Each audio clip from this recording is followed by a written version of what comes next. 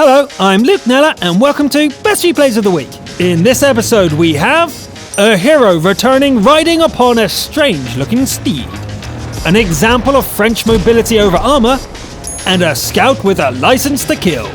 Let's start the show.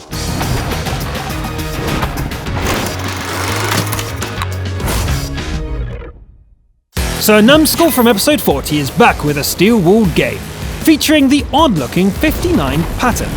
So what do you get if you mount a patterned turret on a Type 59? If nothing else, it's a chance to see just how huge those American turrets are. In the first clash, the front armor shrugs off a lower tier medium's fire, but that's not much of an achievement yet.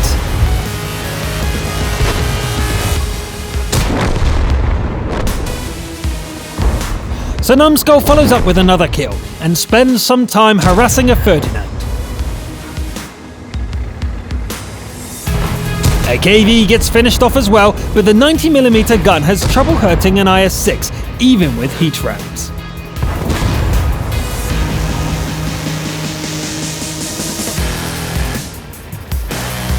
The Ferdinand makes the mistake of not taking Sir Numbskull seriously, but it's not alone.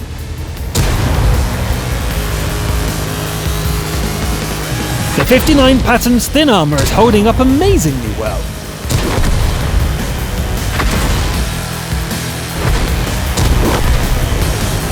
The last two allies blow up, leaving the steel wall alone with the last three opponents.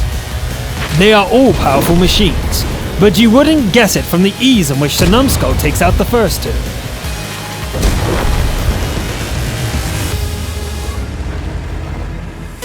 The IS-6 remains a tough nut to crack, and it survives several hits from heat rounds.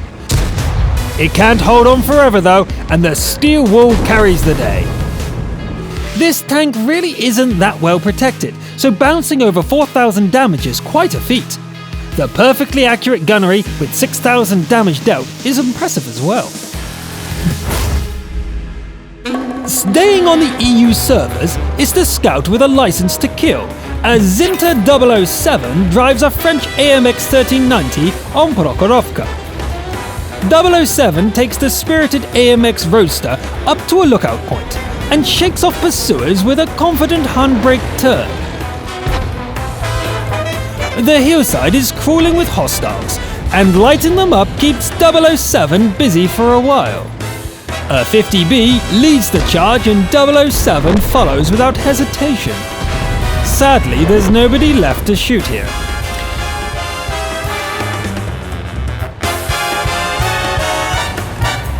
Here we go. Her Majesty's famous assassin takes out two artillery pieces and puts the remaining round into a charging medium tank. 007 sneaks up on a Waffenträger, only to find the last artillery piece instead. 3 rounds secure a very shiny medal, and the rest of the drum gets fired at an E75.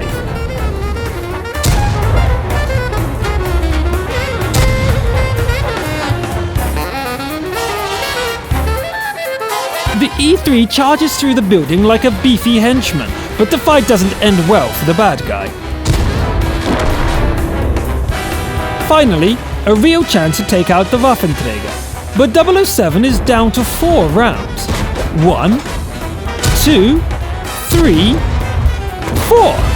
Every shot hits, but it's not enough. 007 is forced to retreat while a brave ally gets overwhelmed.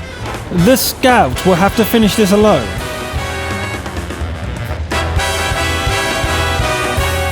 Once the Waffenträger shows its face again, a single shot is enough to secure the kill. The E75 is another matter, however. 007 is down to 5 APCR rounds and can't risk taking a single hit from the big bruiser. The opponent is spotted as the 2-minute warning blares out. 007 dishes out the damage, but the enemy is almost diabolically tough. One last reload as time is running out. These 6 shells will have to be enough. Alright, for Queen and Country. The first shot hits the ground, but the next 2 strike home. The 4th shot bounces, as does the 5th. The game comes down to a single bullet, which takes out the bad guy with 8 seconds left on the clock. Well done, James. I mean, 007. Only 2 missed shots in all that action, and winning the game with seconds on the clock for added drama. Roll credits. It's time for this week's Top Gun, brought to you by Leo Star 1 from the American region. The Type 64 light tank lands in the middle tier on Siegfried Line, and Leo starts by heading to the southeastern corner of the city. The OI shrugs off a hit.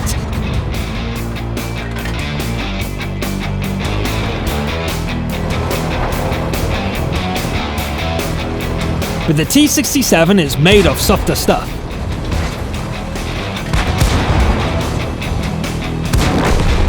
Enemy artillery tries to avenge the fallen, but doesn't come anywhere close.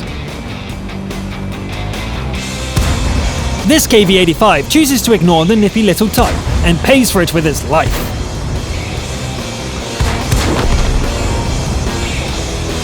Getting at the OI proves difficult until a friendly firefight gives it a little push.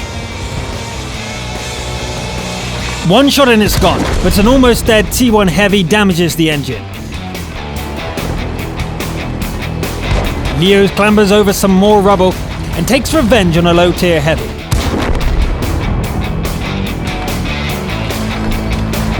Pouncing on the IS at full speed is a good plan, but the foe is quick on the trigger.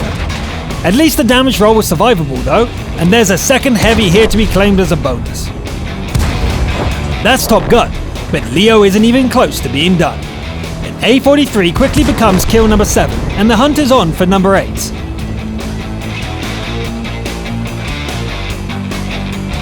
A speeding EOC receives 2 hits as it races past, and a Sherman 3 gets taken down. The French TD comes around the block to attack from the rear, but Leo beats it to the draw. 9 down and 2 to go. The type goes on an arty hunt and almost runs into one of them. 2 shots and they are down to a single SPG. It's found lurking near the capture zone, and while it does get a shot off, it's far off the mark. Good game. Nice work, Leo Star 1. 11 kills while driving a fast and fragile light tank on a city map. Bonus points for not being top tier.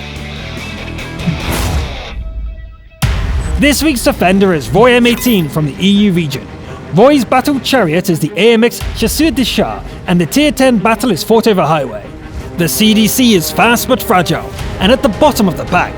It might just as well be made out of tinfoil. The only exciting thing to happen in the early part is finishing off a distant T-49.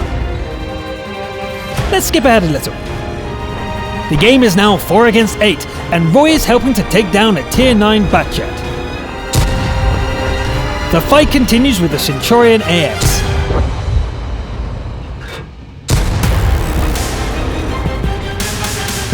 After the dust settles, the game is 2 versus 6. More enemies keep coming in, and the last ally falls in the escalating battle. The odds are impossible, but Roy keeps fighting, claiming one last kill.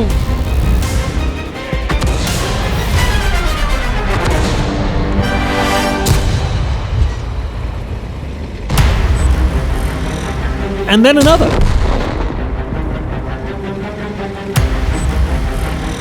The next kill brings the enemy numbers down to 3. Can a bottom tier medium really pull this off? The Chasseur de Char was designed at a time when the French thought armor was obsolete, and only speed would matter.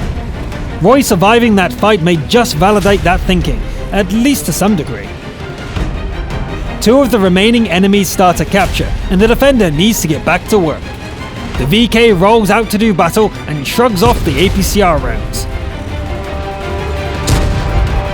It's still vulnerable to being outplayed, however, and the CDC's mobility carries the day once again. A hit from the T-34 takes Roy below 50 hit points, and the defender speeds away to deal with the RT instead.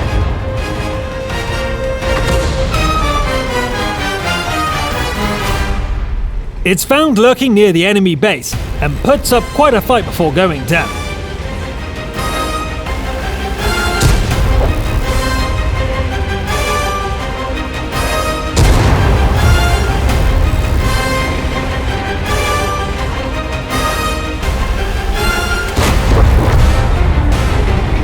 That just leaves the T-34, which has gone back to the circle. Roy manages a sneaky reset, but the Heavy is now wide awake. Both tanks are below 50 hit points, and the next hit will decide the game. Roy changes position, peeks out, and catches the enemy looking the wrong way. It's GG. Amazing work there, Roy M18. Quick thinking and a fast tank. Carry the day when you were alone in that scrimmage. Defender of the week, and then some. For the finale, we have a pair of IS-3s from the American servers fighting in the Arctic region. Ernsters has gone with snow camo, while Bladefire 5 prefers the basic Soviet army colors. The pair head straight for the southeastern choke point. They start dishing out a respectable amount of damage, but allies on the other flank seem to be getting slaughtered. Bladefire opens the tally for the platoon, then Ernsters pushes forward and softens a Diga 2 for Bladefire's second kill. The platoon splits up, each fighting their own battle.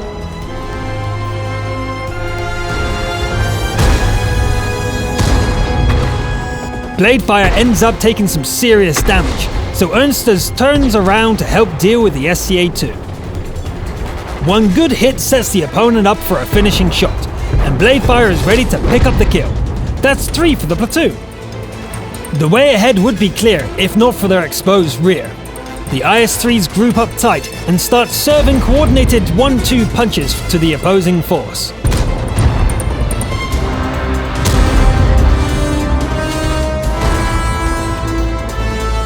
Ernsters heads out to stop the capture, while Bladefire secures the 4th kill for the platoon. An M12 attempts to prevent the decap, but ends up getting killed by Bladefire instead. The capture gets quite far, but a double reset crushes the M6 Invader dreams. Once again, the opponent gets softened up nicely for Bladefire to finish the match with a Top Gun. That looked almost planned so that Ernsters set them up and Bladefire 5 picks up the kills. Don't worry, Ernsters, we value both of you equally, and the Confederate medal is just as shiny. That's all for this week. This episode was for your eyes only, on Her Majesty's Secret Service with the man with the golden gun. I'm Luke Nella, thanks for watching, and I'll see you next time.